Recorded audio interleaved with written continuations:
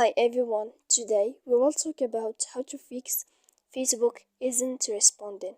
To know how to fix or how to solve Facebook isn't responding, you should just go to settings like this. We will click. After that, in this page you will go to apps, default apps, app settings. When you will see this list, you will go down to find the application of Facebook and you will enter. Then in this page you will click force stop. After that you will enter to storage. Then in this page you will click clear cache, and after that you will go to click clear data. And when you will end this, you can update your application. So please don't forget to support us by like and subscribe. See you next time in another video, and thank you for watching.